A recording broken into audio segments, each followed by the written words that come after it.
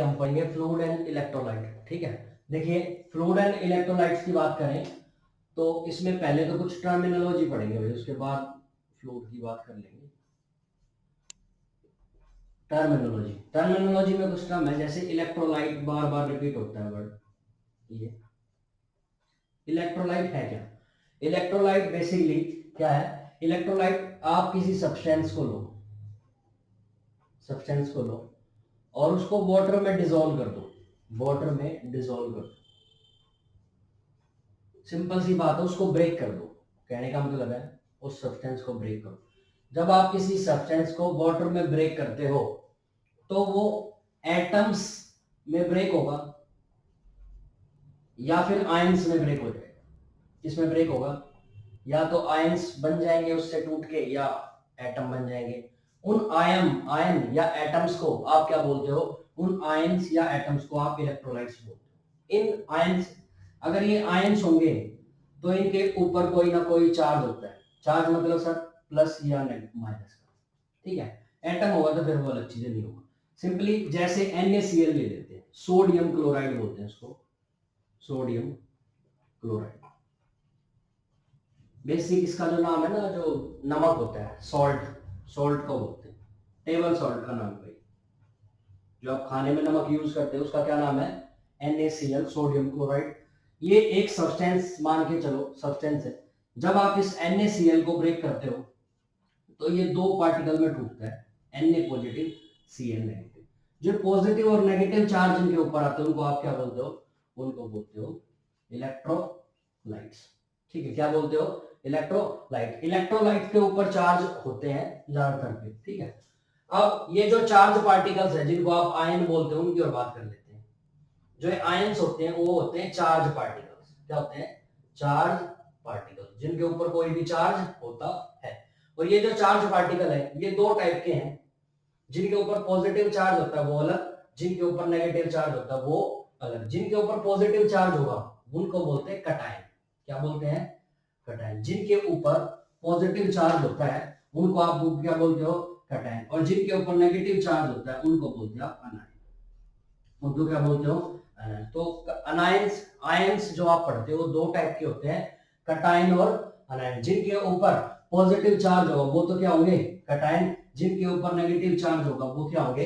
अनायन होंगे। जैसे सर, जैसे कटायन का एग्जांपल है Na पॉजिटिव, सोडियम के ऊपर पॉजिटिव का साइन होता है तो वो क्या है? पॉजिटिव।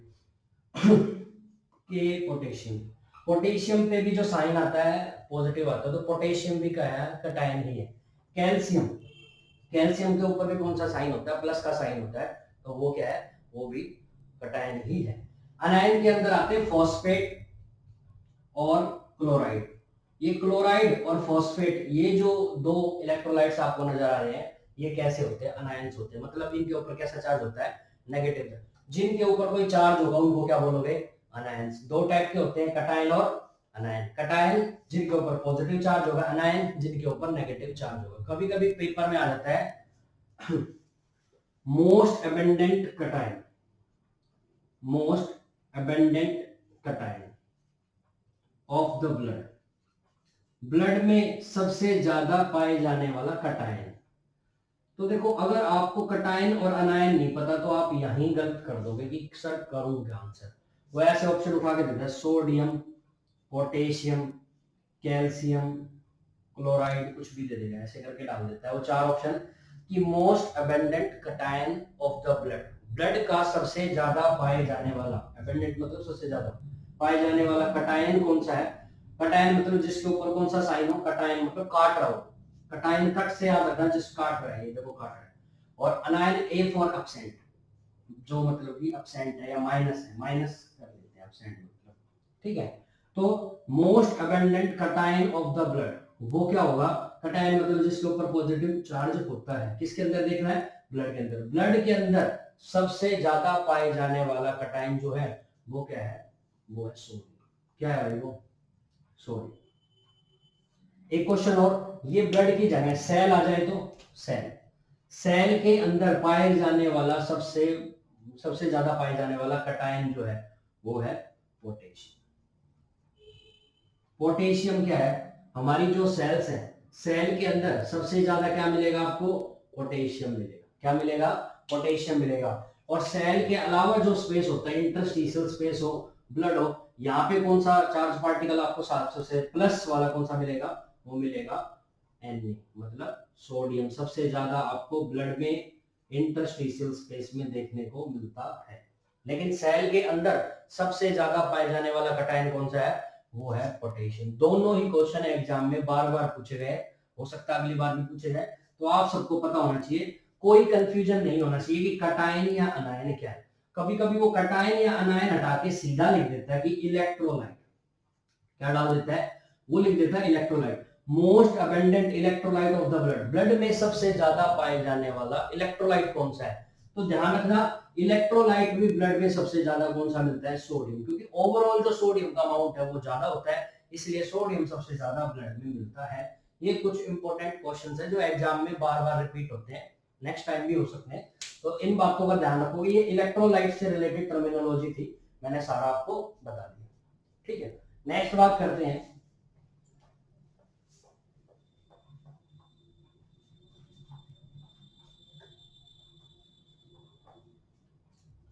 नेक्स्ट बात करते हैं भाई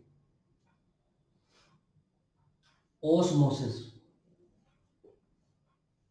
तीन टर्म आपको देखने को मिलेगी, इकट्ठा ही करेंगे, पहले डिफ्यूजन देखते हैं, डिफ्यूजन, ओस्मोसिस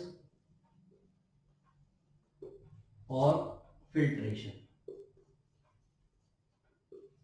तीन टर्म आपको बार बार पढ़ने को मिलेगी। ओस्मोसिस, सॉरी डिफ्यूजन, डिफ्यूजन एक ऐसी प्रोसेस है जिसमें कोई भी चीज हाई कंसंट्रेशन से लो कंसंट्रेशन की तरफ आती है, हमेशा हाई कंसंट्रेशन से लो कंसंट्रेशन की तरफ पार्टिकल्स का मूवमेंट, किसका मूवमेंट होगा, पार्टिकल्स का मूवमेंट होगा। पार्टिकल में भी एयर हो सकते हैं, एयर पार्टिकल्स, डस्ट पार्टिकल, है ना, किसी भी टाइप के पार्टिकल्स जो है वो ज्यादा जहां होते हैं वहां से कम की तरफ जाएं, उस प्रोसेस को आप क्या बोलते हो, डिफ्यूजन बोलते हो। ठीक है, एक एग्जांपल बात कर लेते हैं डिफ्यूजन की। डिफ्यूजन का एक एग्जांपल है, एल्वोलाई के अंदर क्या होता है, डिफ्यूजन प्रोसेस होता है।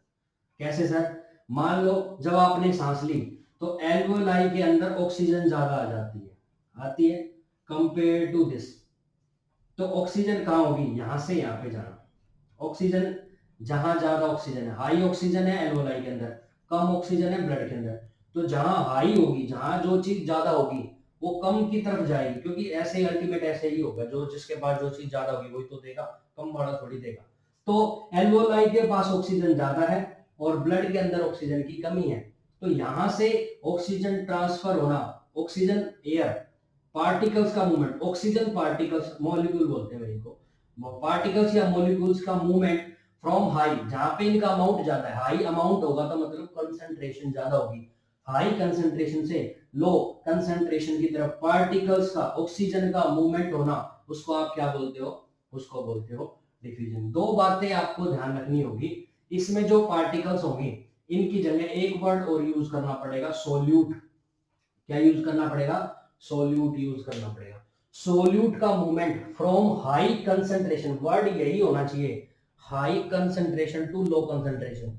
अगर आप लो कंसंट्रेशन से हाई कंसंट्रेशन करोगे तो गलत हो जाएगा, या अदर कोई वर्ड यूज करो, कंसंट्रेशन ही वर्ड यूज करना है, हाई से लो की तरफ पार्टिकल्स या सोल्यूट का मूवमेंट होना, उसको आप क्या बोलते हो, डिफ्यूजन बोलते हो। एग्जांपल के तौर पे एल्वोलाई के अंदर, एल्वोलाई के अंदर ऑक्सीजन पार्टिकल्स या कार्बन डाइऑक्साइड, अब उल्टा देखो, कार्बन डाइऑक्साइड कहां होती है, कार्बन डाइऑक्साइड होती है ब्लड के अंदर, और ब्लड से ये वापस कहां चली जाती है, ये वापस चली जाती है एल्वोलाई के अंदर, तो ये भी डिफ्यूजन ही है। बेसिकली दोनों गैसेस का एक्सचेंज, ऑक्सीजन का एक्सचेंज और कार्बन डाइऑक्साइड का एक्सचेंज, आपस में जो एक्सचेंज है उसको आप क्या बोलते हो, डिफ्यूजन बोलते हो।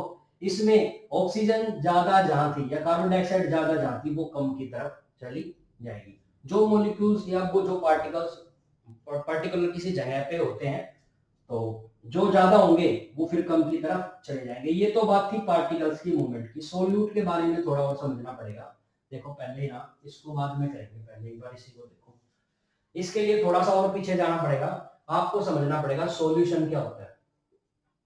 सॉल्यूशन सॉल्यूशन एक ऐसा मतलब मिक्सचर होता है जिसमें दो चीजें होती है, एक तो सॉल्यूट और एक होता है सॉल्वेंट।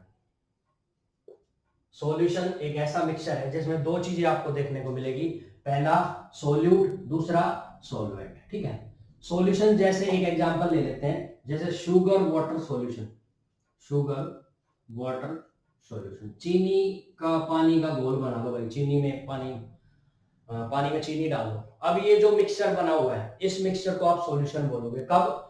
क्योंकि पानी के अंदर जो चीज आपने डाली है वो मिक्स हो गई है ना। आप जब घोल देते हो तो दिखती नहीं होगा ना, ऐसे पार्टिकल जो बिल्कुल मिक्स हो जाते हैं आपको दिखेंगे नहीं, ऐसे पार्टिकल्स को आप सोल्यूट बोलते हो। ठीक है, जैसे शुगर एक सोल्यूट की तरह काम करती है वाटर में। और बता देता हूँ, साल्ट, आप नमक को भी डालोगे तो भी वो सोल्यूट की तरह जो घुल सकता है, जो सॉल्वेंट के अंदर घुल जाएगा, जो सॉल्वेंट के अंदर मिक्स हो जाएगा प्रॉपरली, उसको आप क्या बोलते हो? सोल्यूट। तो हमने सोल्यूट लिया, जैसे शुगर लिया, जैसे सॉल्ट लिया, नमक लिया भाई, चीनी ली। नमक और चीनी पानी में घुल सकती है, ठीक है, घुल सकती है, आपने घोल दिया। अब ये घोलने के बाद जो आपके पास जो चीज आई है, sugar water solution, that is solution. अब इस सॉल्यूशन में दो चीजें हैं, हाँ भाई दो चीजें हैं, एक तो सोल्यूट जो पानी के अंदर घुला है, जो सॉल्वेंट के अंदर मिक्स हुआ है, मतलब शुगर। यहाँ पे शुगर क्या है? एक सॉल्यूट की तरह काम करे, जो सॉल्वेंट में डिजोल्व हो सकती है, घुल सकती है, उसको आप क्या बोलोगे? सॉल्यूट बोलोगे। ठीक है, अब सॉल्यूट का मूवमेंट है, इसलिए बात कर रहे हैं इसकी। दूसरी बात, जिसके अंदर सोल्यूट डिजोल्व होगा, जिसके अंदर सोल्यूट डिजोल्व होगा, दैट इज सॉल्वेंट, उसको क्या बोलेंगे? सॉल्वेंट। वाटर जो है सबसे बड़ा यूनिवर्सल सॉल्वेंट है, तो वाटर का ही एग्जांपल ज्यादा ले दो, और भी बहुत सारे सॉल्वेंट होते हैं, लेकिन बेसिकली जो मेन जो सॉल्वेंट उसका क्या नाम है? उसका नाम है सॉल्वेंट, मतलब सॉरी वाटर। ठीक है, तो अब शुगर के अंदर वाटर मिला है, तो यहाँ पे वाटर क्या हुआ? सॉल्वेंट, और सोल्यूट क्या हुआ? शुगर। सोल्यूट प्लस सॉल्वेंट मिलने से क्या बनता है? सॉल्यूशन। चीनी में पानी डालोगे तो क्या बनेगा? चीनी वाटर का सॉल्यूशन, तो दैट इज सॉल्यूशन। अब ये तो बात होगी सोल्यूट और सॉल्वेंट की। जब आप किसी सॉल्यूशन में देखो, अब आपको क्या करना पड़ेगा?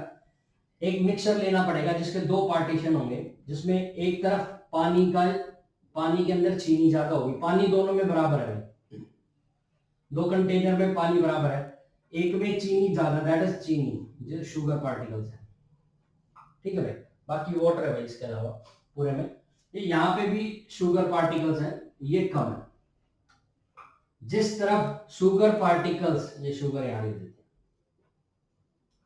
जिस तरफ शुगर पार्टिकल ज्यादा है वो पानी कैसा होगा? वो पानी मीठा ज्यादा होगा। मीठा ज्यादा होगा तो उसमें सोल्यूट की मात्रा ज्यादा होगी। अगर सोल्यूट किसी सॉल्यूशन में ज्यादा है तो उस सॉल्यूशन को बोलते हैं, वो होता है गाढ़ा, गाढ़ा हो जाएगा सॉल्यूशन। ऐसे सॉल्यूशन जिनमें सोल्यूट का अमाउंट ज्यादा होगा, ऐसे सॉल्यूशन को आप क्या बोलोगे?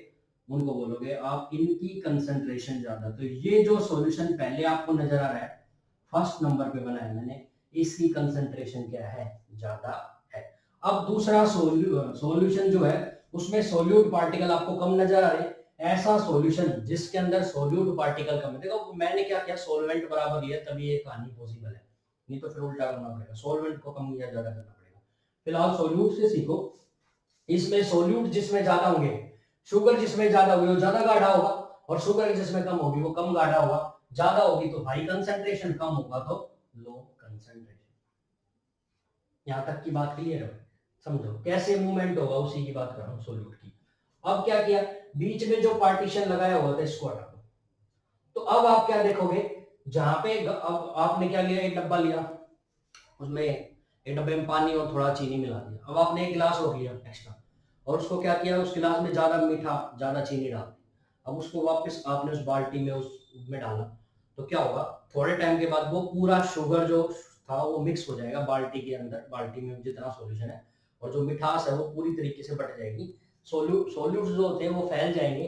इसी तरीके से जब आपने इनका जो पार्टीशन था वो हटाया, तो धीरे धीरे आप क्या देखोगे, सोल्यूट्स मूव करने लग जाएंगे, जहां ये ज्यादा है वहां से कम की तरफ। क्यों भाई? क्योंकि फिर चीनी मिक्स होगी ना। ये जो प्रोसेस हो रही है, जहां पे शुगर पार्टिकल्स जहां पे ज्यादा थे वहां से कम, शुगर मतलब सोल्यूट्स का मूवमेंट हो रहा है, कहां से?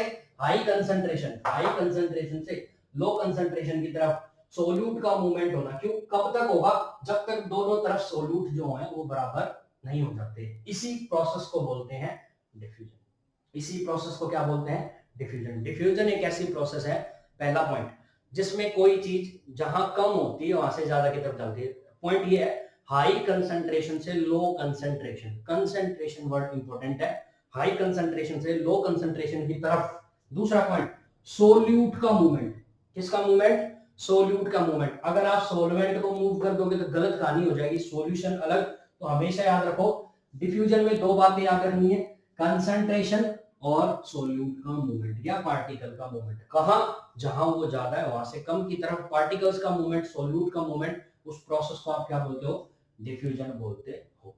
डिफ्यूजन का एक एग्जांपल, एल्वोलाई के अंदर जो एयर का एक्सचेंज होता है वो क्या है, डिफ्यूजन प्रोसेस के कारण होता है। सर कैसे, क्योंकि जो चीज जहां ज्यादा है, एल्वोलाई के अंदर ऑक्सीजन ज्यादा थी तो वो चली जाएगी ब्लड के अंदर, ब्लड के अंदर कार्बन डाइऑक्साइड ज्यादा थी वो चली जाएगी और मतलब एल्वोलाई के अंदर। ये जो एक्सचेंज हो रहा है दोनों का अलग अलग, दो बार डिफ्यूजन प्रोसेस यहाँ पे हो रही है, एक बार ऑक्सीजन कर रहा है, एक बार कार्बन डाइऑक्साइड कर रहा है, तो दोनों प्रोसेस की जा रही है।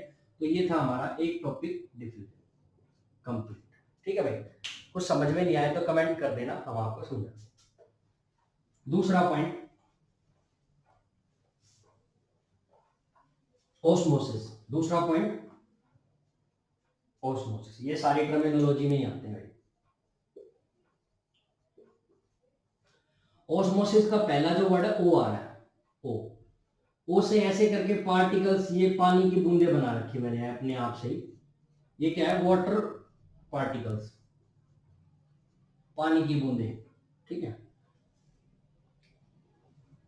तो पानी है, इसका मतलब क्या है, इसका मतलब ओस्मोसिस के अंदर वाटर का मूवमेंट होगा।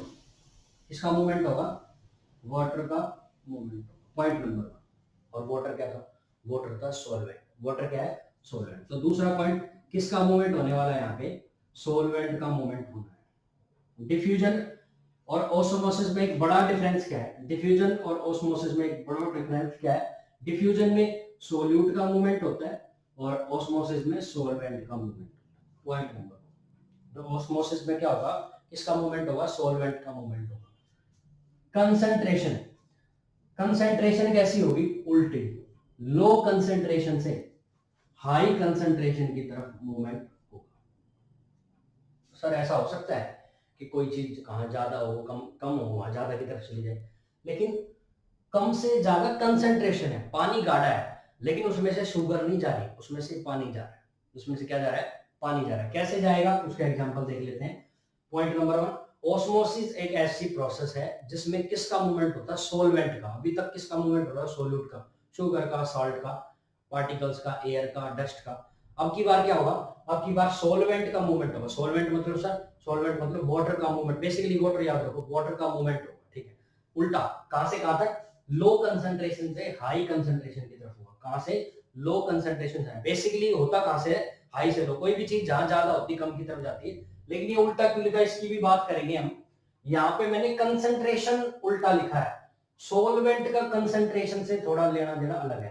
कंसंट्रेशन बनाते हैं सोल्यूट। ठीक है, अगर आप शुगर ज्यादा डालोगे तो गाढ़ा पानी होगा, सोलवेंट का इफेक्ट कम होता है, मतलब हम इस तरीके से समझेंगे। अब देखो, इसके लिए एक एग्जांपल लेना पड़ेगा। एक बीकर ले लिया भाई, पानी का पॉट ले लिया, उसमें क्या किया, किशमिश डाल दी। क्या डाल दी, किशमिश, रेजिन्स बोलते हैं भाई, रेजिन्स डाल दी। ठीक है, किशमिश डाल दी। पानी, पानी में कुछ भी नहीं मिला हुआ, पानी की जो कंसंट्रेशन बिल्कुल जीरो है, क्योंकि उसमें मिक्स ही नहीं, कुछ मिक्स होता है तभी कंसंट्रेशन होती है। यहाँ पे सिंपल आपने वाटर लिया जिसकी कंसंट्रेशन कुछ भी नहीं है, तो मान ले लो कंसंट्रेशन। ठीक है, क्योंकि और ये जो किशमिश है, किशमिश के अंदर होती है शुगर और वाटर भी होता है, शुगर और वाटर दोनों चीज है, तो इसकी कंसंट्रेशन कैसी होगी, ज्यादा होगी ना भाई। पानी में अगर चीनी मिलाओगे तो ज्यादा गाढ़ा कौन सा सॉल्यूशन है, किशमिश के अंदर ज्यादा गाढ़ा है या पानी ज्यादा गाढ़ा है, तो पानी में तो कुछ मिला ही नहीं, तो गाढ़ा है ही नहीं, और गाढ़ा नहीं होगा तो उसकी कंसंट्रेशन कैसी होगी, लो। पानी की कंसंट्रेशन यहाँ पे कैसी है, लो, और किशमिश की कंसंट्रेशन कैसी है यहाँ पे, हाई। ठीक है, तो क्या होता है, जब आप शाम को किशमिश भिगो के रखते हो, सुबह क्या देखते हो, किशमिश के अंदर पानी भर जाता है, किशमिश फूल जाती है।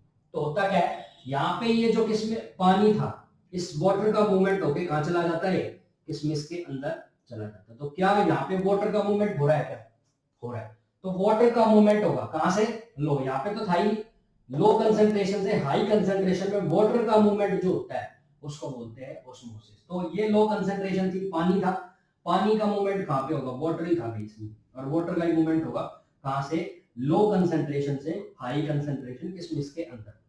लेकिन एक कंडीशन है, थ्रू सेमी परमेबल मेम्ब्रेन। ठीक है, किसके द्वारा, सेमी परमेबल मेम्ब्रेन के द्वारा वाटर का या सॉल्वेंट का मूवमेंट फ्रॉम लो कंसेंट्रेशन से हाई कंसेंट्रेशन, उसको आप क्या बोलोगे, उसको बोलते हो osmosis. Example, example resins, resin मतलब किशमिश, किशमिश को आप शाम को पानी में भिगोते हो तो सुबह तक किशमिश फूल जाती है, क्यों, क्योंकि यहाँ पे ऑस्मोसिस प्रोसेस होता है, वाटर का मूवमेंट होता है, कहाँ, जहाँ पे कंसेंट्रेशन कम है। पानी की तो कंसेंट्रेशन, पानी में तो कुछ मिलाया ही नहीं है तो उसकी कंसेंट्रेशन बिल्कुल कम है, लेकिन किशमिश के अंदर गाढ़ी होती है, किशमिश है ना, मीठा भी है उसमें, पानी भी, तो वो गाढ़ा है, उसकी कंसेंट्रेशन ज्यादा है। तो लो कंसेंट्रेशन से हाई कंसेंट्रेशन की तरफ वाटर का मूवमेंट, उसको आप क्या बोलते हो, उसको बोलते हो ऑस्मोसिस। एग्जांपल रेजिन्स का एग्जांपल इसमें आ जाएगा ऑस्मोसिस प्रोसेस। ठीक है, ये था सेकंड ऑस्मोसिस। थर्ड की बात करते हैं, डिफ्यूजन, सॉरी फिल्ट्रेशन। थर्ड की बात करते हैं, क्या नाम है, फिल्ट्रेशन।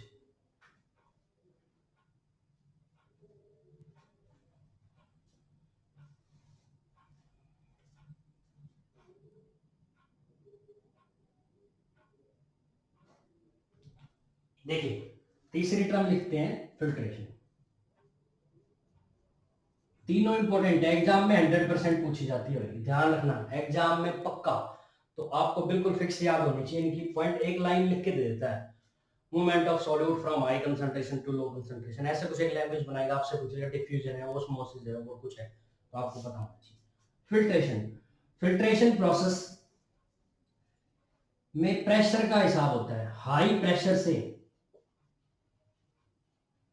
लो प्रेशर की तरफ मूवमेंट होती है, लो प्रेशर। दूसरी बात, मूवमेंट किसकी होती है, मूवमेंट होती है वाटर, वाटर की मूवमेंट। देखो वैसे प्रेशर पानी के अंदर, एयर के अंदर होता है, तो एयर की तो बात यहाँ की नहीं है, लेकिन यहाँ वाटर की बात की है। वाटर अपने अंदर खुद का प्रेशर रखता है, ठीक है, सोल्यूट भी रखता है, लेकिन वाटर ज्यादा रखेगा।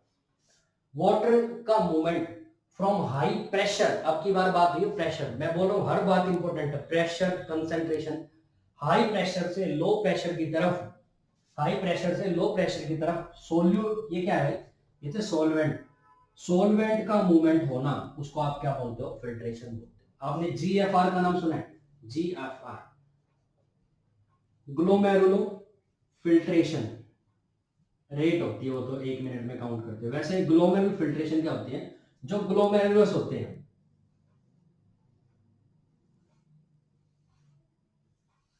जो कपलाई स्ट्रक्चर होते हैं नेफ्रॉन के अंदर, उनकी बात कर रहे हैं, किडनी में नेफ्रॉन होते हैं और नेफ्रॉन के अंदर कपलाई स्ट्रक्चर है, और यहां से फिर ये जो ब्लड आता है, तो ब्लड का प्रेशर दबाव यहां ज्यादा होता है, क्योंकि ये पाइप मोटी होती है, एफरेंट आर्टरी, और इफरेंट पतली होती है, ये पतली है, मोटी है, तो यहाँ पे पानी इकट्ठा ज्यादा होगा, ब्लड इकट्ठा ज्यादा होगा, ब्लड इकट्ठा ज्यादा होगा तो ब्लड के द्वारा प्रेशर ज्यादा लगाया जाएगा, और यहाँ प्रेशर कम है, इसलिए वाटर का मूवमेंट यहाँ से यहाँ पे हो जाता है, दैट इज फिल्ट्रेशन। इसको आप क्या बोलते हो, फिल्ट्रेशन बोलते हो। यहाँ पे दबाव, जहाँ पे ज्यादा दबाव है वहां से कम दबाव की तरफ मूवमेंट होना, किसका, वाटर की पार्टिकल्स भी आते हैं, लेकिन हम वाटर की बात करें, वाटर का movement from high pressure to low pressure, उसको आप क्या बोलोगे, उसको बोलोगे फिल्ट्रेशन। कहाँ होता है फिल्ट्रेशन, फिल्ट्रेशन होता है ग्लोमेरुलस के अंदर, किसके अंदर होता है, ग्लोमेरुलस के अंदर फिल्ट्रेशन होता है, किडनी के अंदर, नेफ्रॉन के अंदर। ठीक है भाई, तो ये थे तीन टर्मिनोलॉजी,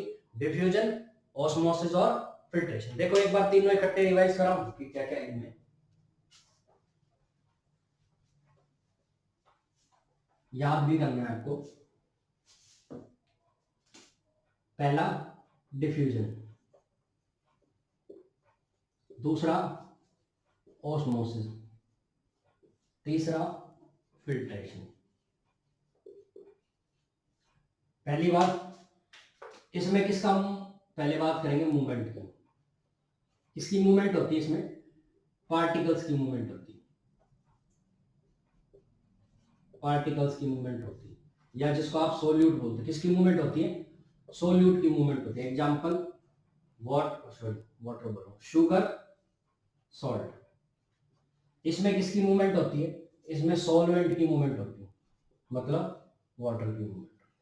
इसमें भी किसकी मूवमेंट होती है, वाटर की मूवमेंट होती है या फिर सॉल्वेंट की मूवमेंट। कभी कभी एग्जामिनर वाटर यूज नहीं करता, थोड़ा सा कंफ्यूजन करने के लिए सॉल्वेंट वर्ड यूज करता है, तो आपको पता होना चाहिए, ठीक है। दूसरी बात, कहां से कहा, इसमें हाई कंसंट्रेशन से लो कंसंट्रेशन, कंसंट्रेशन इसका अपोजिट है, लो कंसंट्रेशन से हाई कंसंट्रेशन। देखो ये इसका अपोजिट है, सोल्यूट और सॉल्वेंट अपोजिट चलते हैं, मतलब एक दूसरे के। तो एक में सोल्यूट की मूवमेंट है, एक में सॉल्वेंट की, अपोजिट होगा। दूसरा, एक में हाई टू लो, एक में लो से हाई। मतलब अगर आप डिफ्यूजन याद होगा तो इसका अपोजिट ऑस्मोसिस अपने आप याद होगा। कैसे, इसमें हाई कंसंट्रेशन से लो चलेगा, इसमें लो से हाई चलेगा, पहला नंबर। दूसरा, इसमें सोल्यूट की मूवमेंट होती है, उसमें सॉल्वेंट की मूवमेंट होती है, तो दोनों याद करने में इजी है। यहाँ पे भी वाटर का मूवमेंट होगा, लेकिन यहाँ पे प्रेशर होगा high pressure to low pressure, high pressure to lower pressure. तो अब की बार किसकी बात होगी, प्रेशर की बात होगी। अब की बार हाई प्रेशर से लो प्रेशर। देखो कभी कभी कंफ्यूजन होता है, हाई और लो याद रहता है, हमें ये नहीं याद रहता कंसंट्रेशन लिखा हुआ है नहीं लिखा हुआ। तो हाई टू लो, यहाँ पे कंसंट्रेशन है, यहाँ पे प्रेशर, दोनों बातें अलग अलग है, दोनों आपको अलग से पता होना चाहिए, ठीक है भाई। तो ये तो बात थी हमारी टर्मिनोलॉजी की। कुछ और बात कर लेते हैं, सिंपल दो टर्म, फ्लूइड वॉल्यूम एक्सेस और फ्लूइड वॉल्यूम डेफिसिट।